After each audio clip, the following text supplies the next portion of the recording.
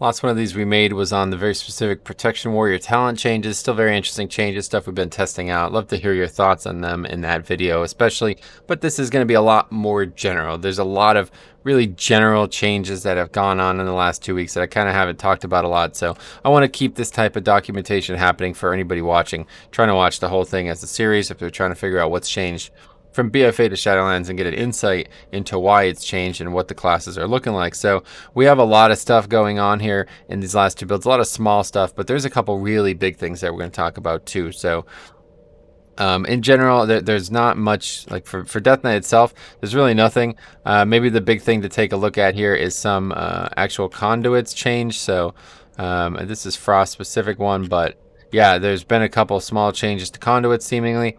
Anti-magic zone's radius is increased by 15% and the duration is still not changed. So yeah, I mean, I tried this out. It still didn't look like it was any bigger to me, but I guess, and that's actually a pretty interesting conduit. The problem is there's a lot of competition for DK conduits. So Unending Grip finally actually works. It's 5 seconds, lasts 5 seconds, and that's the modifier. So realistically, Death Grip might last so long. The slow from Death Grip might last so long that you just have that up 100% of the time. Who knows? And then this is a Frost one, so that's not relevant. In terms of Vengeance, Firebrand, I think this is actually just a small buff, right? Firebrand expires on your target, you gain a shield. Oh no, Revel in Pain. Yeah, it's a whole new spell, isn't it? Firebrand expires on your primary target, you gain a shield that absorbs.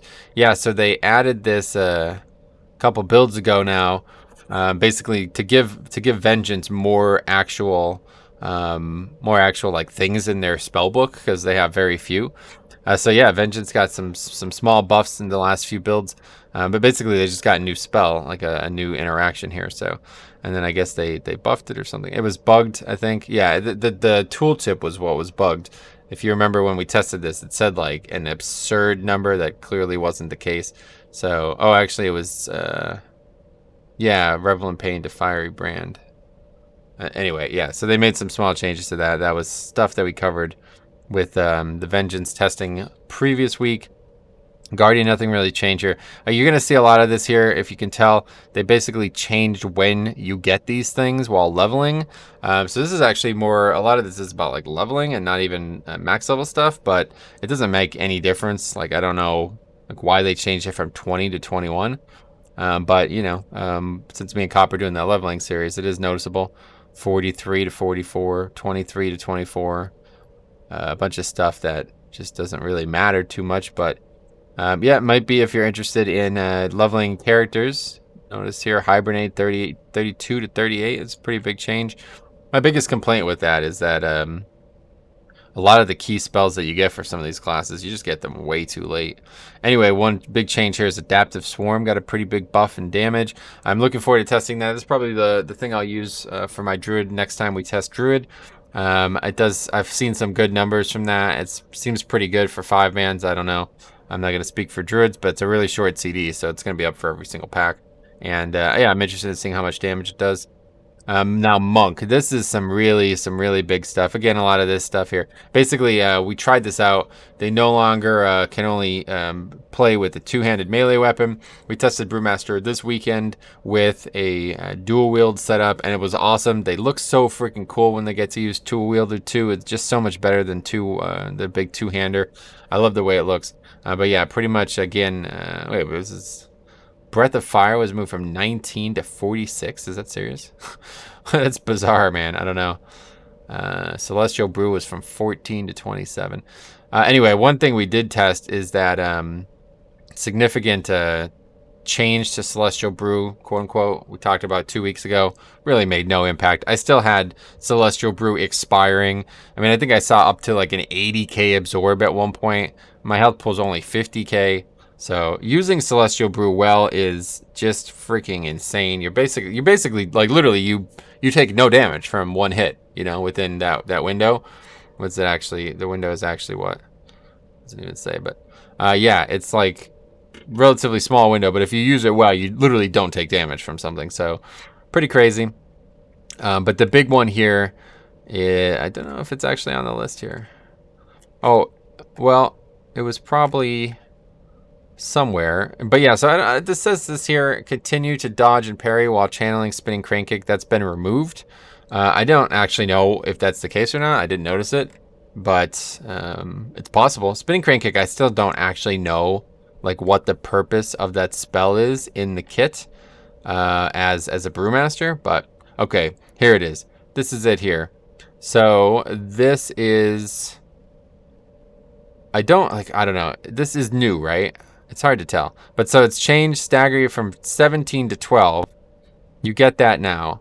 And it still says on the tooltip, affects magical attacks at 0% effectiveness. But then if you go in the game, which is where I was testing it, it says affects magical attacks at 35% effectiveness. So I'm pretty sure it worked. I don't know if this is an intentional, I assume it is, right? Like, I mean, it says it here maybe, but I don't know. It still says 0 on all these. But in the game, during the stream, it said 35%. So let's talk about this because this is, take a minute here. This is maybe the biggest buff that any class has gotten in the last few weeks here. Maybe one of the biggest. It's almost a bit ridiculous. So let me get this straight here. So Brewmaster is basically just the BFA version. So they got rid of Iron Skin Brew. They kind of changed it. It's kind of like a passive now. It's not what it used to be, I guess. I don't know. What do you guys think about that? The whole shuffle thing, whatever, however that works. People talked about it early in the alpha, and I didn't really know what to say about it at the time. But from my perspective, the spec was balanced around Celestial Brew. That the way, like, if you look at the one defining element of the class, it's Celestial Brew, right? It's an incredibly powerful ability on a relatively short CD. Like, it's 30-second cooldown, but it gets reduced by Keg Smash. There's a legendary to have 2 Keg Smashes. Like, you're going to have this up a lot. You know, good 30-40% uptime on the spell already. So when you have that and you got Stagger, so now and then there's other things to think about here. So Touch of Death was added. Touch of Death just clears your Stagger bar, by the way. So whenever you use Touch of Death, it just clears your Stagger, which has been ridiculously good for 5-mans, I found, because there's a lot of things you can Touch of Death. When you purify Brew, it gives you a bigger absorb. Like, okay, so to me, the removing a magical stagger on Monk was like, oh no, that's balance. That's what they needed to do, because then Celestial Brew becomes the catch-all for all types of damage, both magic and physical, and then you keep stagger as a physical thing. So now they returned that, kept all these weird and almost overpowered interactions that they've always had, added the legendary to get 2 Keg Smash and all this stuff, and now they have the magic again with Celestial Brew. It's like, well, this is just the best tank then, right? Am I missing something here? Does this not just make them absurdly good again? I mean, again, it's still 35%, not 100%. But I was sure that that was an intentional point of balance that they needed for them to keep them balanced alongside the shield. Like, we were talking about this on stream today, guys. This shield is going to be ridiculous. There's no way it doesn't get nerfed at some point in this expansion. Maybe not before launch, but at some point in this expansion. This absorb is basically an ability blocker. Like, it's basically you take whatever you're about to get hit by away from the fight. Whenever you use that, you do not take damage. There's no way any ability is going to break through this shield, unless it's like meant to be a one-shot. It's an absurd shield. It's over 100% of your health, very often. So what the hell are they doing with this? I don't, the bigger thing, to me, it's like, these people who are saying that Monk is not good. It's like, what are you saying? Are you kidding me? Like, they have the best active mitigation in the game, and they have the best passive mitigation in the game. What's bad about them? I don't know. I don't know what part people think Monk have gone borsted. So I don't really know.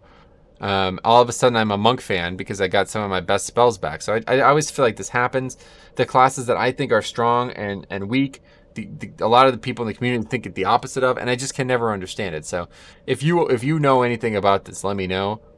I don't really understand what is going on there, but also some changes to one of the Soulbind conduits. But yeah, so I don't know. It's just really interesting to me. The Brewmaster felt extremely powerful. We tested that out. I'm just really, I don't know. I'm really shocked to see that return. And the only thing I can think of is it's a not intended, because even Wowhead can't seem to figure it out, which is always a little concerning to me. I love Wowhead. They do a great job, but it's like when you post stuff like this, I think that really confuses people, and I don't know why they post it. I mean, I've already lost it. Here it is. Like, yeah, like you look at the tooltip. I mean, what does it even say on the actual spell? Unless it's something like a clerical error. I mean, it says, can we look at it? Changelog. It says it in the database. Stagger affects magical attacks at 0% effectiveness. So it actually went up. I didn't even realize that.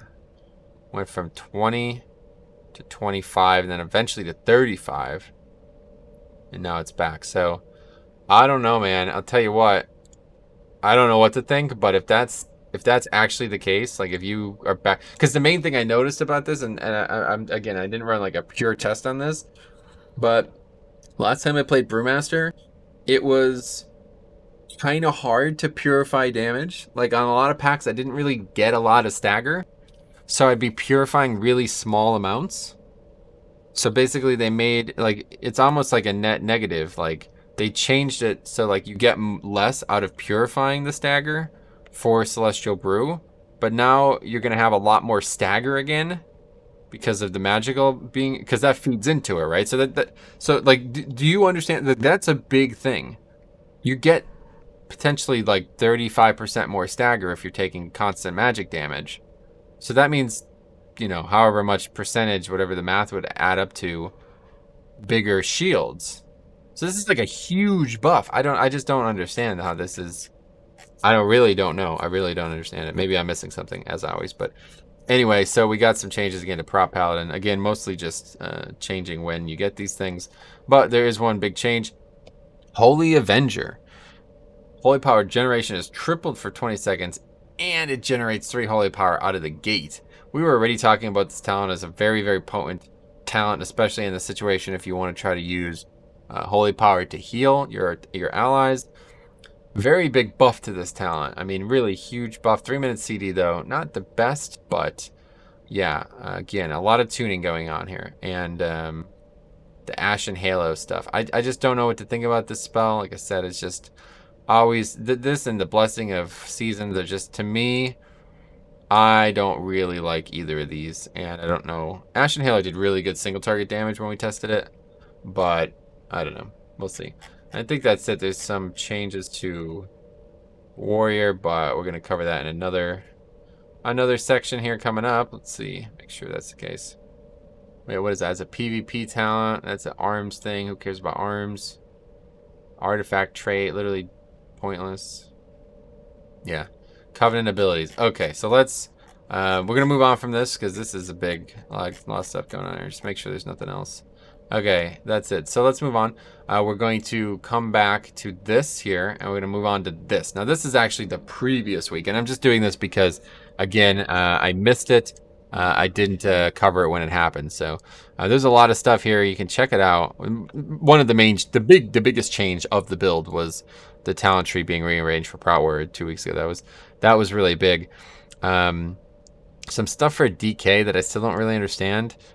First of all, I don't know what the hell this is. It says Lichborn has been removed. What? It's not accurate. I think it's a PvP thing or something, maybe. I don't know, because we have the actual spell, Lichborn, and it's pretty good, still in the game. Yeah, it's been removed as a PvP talent, which, I mean, obviously, it's a regular spell now. I don't really know. But yeah, there was some change here with Blood DK. Basically, this caused a lot of talk. This doesn't do anything. I don't understand this, why it's even bringing up. It's in the blood section, and it's talking about a spell that they don't even have. So I'm not really sure why. Again, changes to Blood Boil. So you get it now at 24, rank 2. So that's pretty cool. That's a big change, actually. Leveling with a single Blood Boil probably is terrible. There was a change. Yeah, here we go. The Mastery. Yeah, this is a relatively, like, somewhat sizable change. But I still have yet to be fully aware of what actually has changed here. Each time you heal yourself with Death Strike, you gain 16% of the formerly base amount, healed as a physical damage absorption shield. Also increase your attack power. So the change here is it no longer says the word base. So I'm not the right guy to be talking about this, but from what I've seen, what this means is that when you use Death Strike and the Mastery interacts with it and creates a shield, it is not creating a shield based on what the actual Death Strike healed you for, but what it would have healed you for if all of these interactions with Death Strike didn't exist. So I assume that includes versatility. I don't actually know, because I didn't test it properly and I'm not good enough at math to be sure. But I'm 99% sure it does include hemostasis. Like hemostasis, 5 stacks of that, it's going to make Death Strike heal a lot more, but it doesn't make Mastery 5 times like more effective too, or whatever it would be. You know what I mean? So yeah, I think that's what it's referring to. Basically, it's just a buff to Blood Shield. Realistically, it probably won't change anything. Hemostasis has got a lot more competition on its talent row now. It's still going to be really good for 5-mans, but it's definitely got a lot more competition. So we'll see. But yeah, this could actually... People were commenting out when I tested Blood DK this week on the PTR, or on the beta, people were saying, oh wow, Mastery is a lot higher.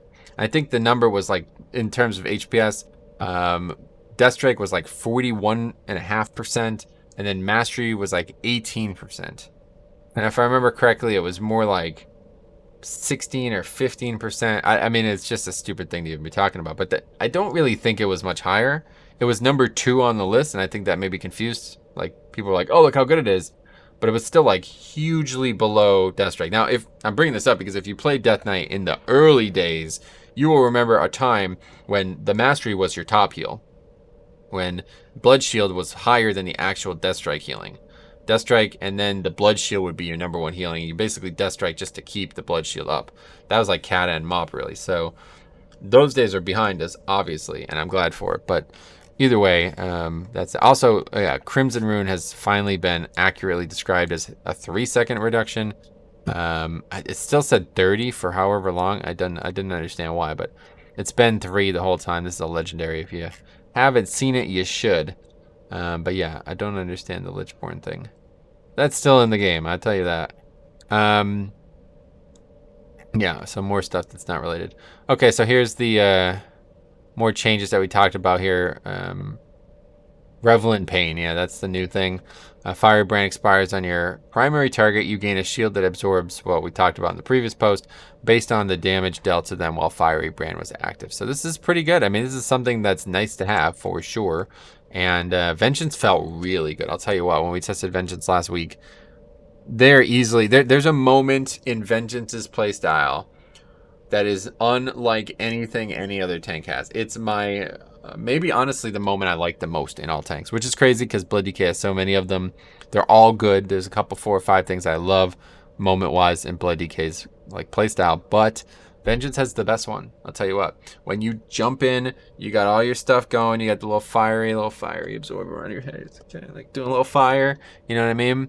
And then you go, and you breathe out this fiery little cone thing. It used to be a talent, Fell Devastation. Now it is a baseline spell. And most importantly, it puts you in meta with the demonic talent. So it went from this, like, it didn't exist, basically. The spell, like, was garbage. It was not competitive on its row. I believe it was on, yeah, it was probably on the Spirit Bomb row or something. It was ridiculously, I can't remember what row, but it was a really competitive row. Had no hope on that row.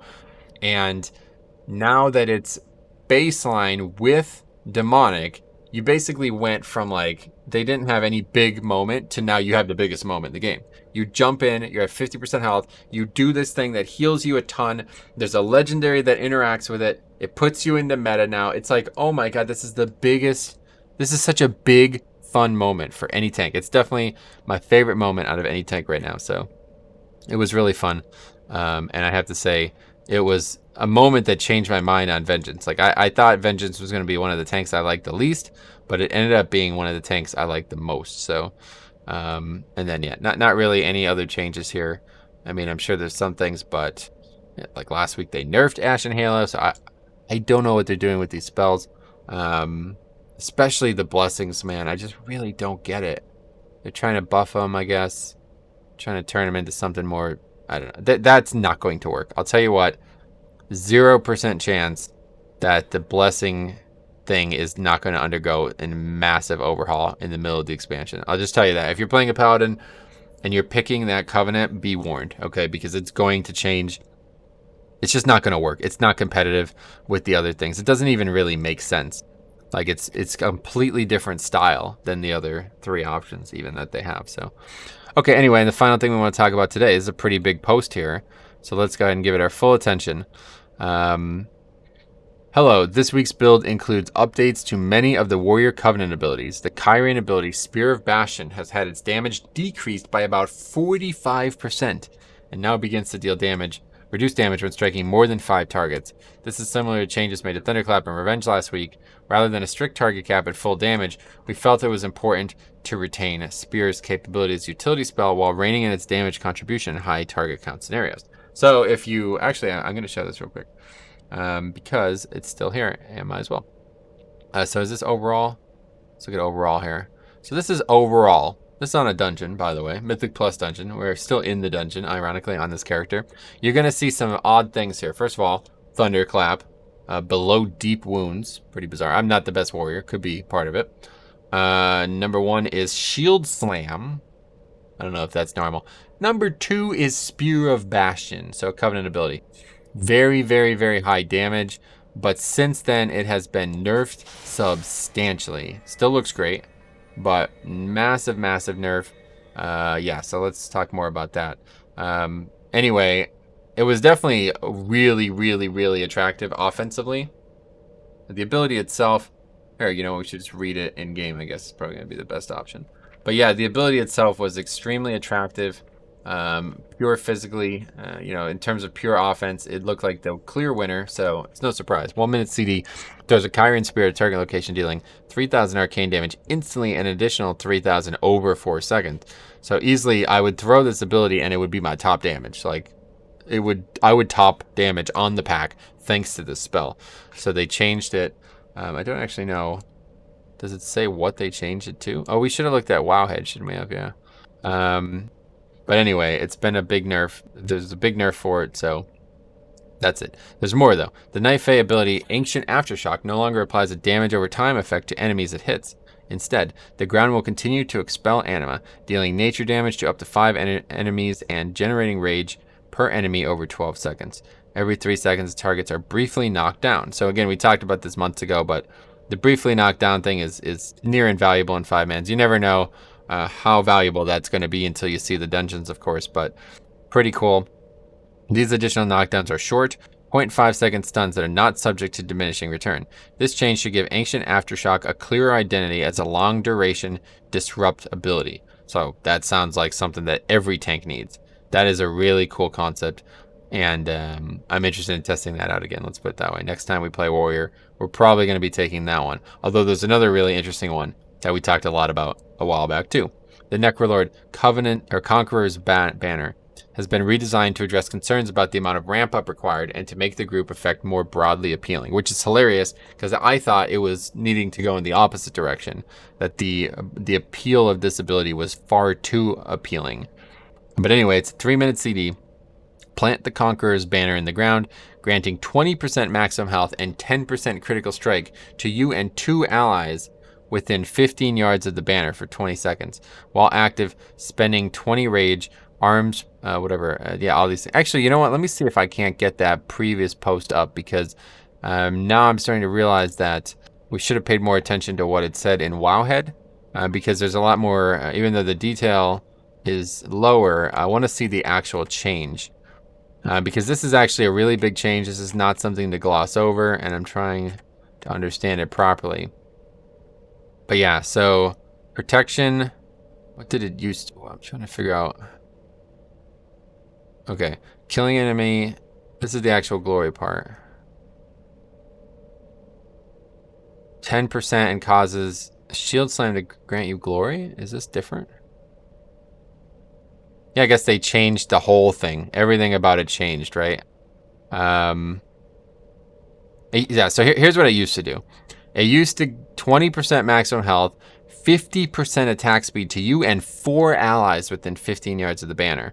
So now what it does is 20% maximum health, and 10% critical strike to you and 2 allies within 15 yards of the banner. So what they're talking about with more broadly appealing is that if it picked range, it's useless. Its auto attack speed is completely useless. But it's like, you're a warrior. Why would it pick range? You're not going to be within 15 yards of the banner. But it could be, of course, if everybody's stacked. So anyway, 10% crit, but it's now only 2 allies. You and 2 allies. So it is a nerf. I'm kind of glad to see that, frankly, because if it remained 10% crit and 5 people total, it's like, no, that's just overpowered, isn't it? Like, isn't that just power creep on the other abilities? This ability is not balanced compared to the other ones. Like, it's going to give the group more damage than your single damage can be gained from any of these other ones. So that was my concern the whole time, but I don't know. Maybe I'm an idiot. When the warrior plants the banner, it will prefer to buff the 2 nearest players. This should make it easier for the warrior to intentionally buff certain allies. As long as those players remain in the area, they'll keep the buff, even if they don't stay next to the banner. If one leaves, however, a new player near the banner will gain the buff. The duration of the glory effect refreshes whenever a new stack is earned, meaning it can last a total of 50 seconds from the time the banner is planted. Additionally, Necrolord warriors will earn a separate ability, Raise Banner, that allows them to wear the Conqueror's banner on their back at all times, similar to the version of the ability currently on the beta. So it's like a little cosmetic thing. So it's kind of cool, I guess. But yeah, I mean, this is maybe one of the, to me, it's one of the most controversial abilities in the game for tanks. I still don't fully understand the glory part. I guess that hasn't changed. Or what? I'm not seeing it there. Oh, yeah, it is there. While active, spending 20 rage and killing enemies grants you glory. Glory increases your critical strike chance. So it's just like it's just like this alone, the glory thing, potentially stacking critical strike chance up to 30%. I mean, that's not going to happen. You're not going to be able to spend 20 rage and kill enough enemies within 30 seconds to get 30 stacks of something. It's possible, but it's probably not going to happen. But that alone could be its own ability. So the fact that they're giving a banner, a buff to the whole group, and it's also a health buff. Like, it's not just a DPS buff. It's also a health buff. 20% maximum health. Like, this is a really, really, really, really powerful ability. But I don't know anybody talking about it. So I'm not really sure. I don't know, man. Let me know what you guys think about this stuff. But yeah, so two things that are almost a little staggering to me. The Brewmaster change, ironically. That's really weird that I said that unironically. The Brewmaster change is really bizarre to me. The fact that they're giving them back the basically like massive buff to magic damage. To me, it felt like Celestial Brew was meant to be their answer to magic. Now that's gone again. They have both, so that just seems ridiculously overpowered. And they basically buffed this ability, which I thought, I just thought it needed a redesign, honestly, because it's like, what warrior in the game isn't going to, you know, like, if you have 3 warriors and they all, what's the actual CD on this? I don't even know. It's probably long, right? Does it say somewhere? I mean, it has to last for a while because it says 30 seconds on that whole thing. Conqueror banner. Does it even have a CD? It's been too long since I've looked at this. It lasts for 20 seconds, though. I don't know. We'll have another look at this in the future. But it's just so... Oh, yeah, 3-minute cooldown. Okay, so 3-minute CD. Yeah, so I don't know. If you have multiple warriors, you can pretty much just buff your group, people in your group, with a bunch of extra crit for like an extended period of time, and then just give everybody 20% more health. It's not everybody. It's just a couple people. That's the big thing. They made that a little bit more balanced, I believe. But I'm just surprised. Let's put it this way. End here. I'm just surprised to see abilities in the game that buff you and other people when there's other abilities in the game that only buff you. I'm kind of surprised by that. So let me know what you think. Thanks for watching. We'll see you in the next one.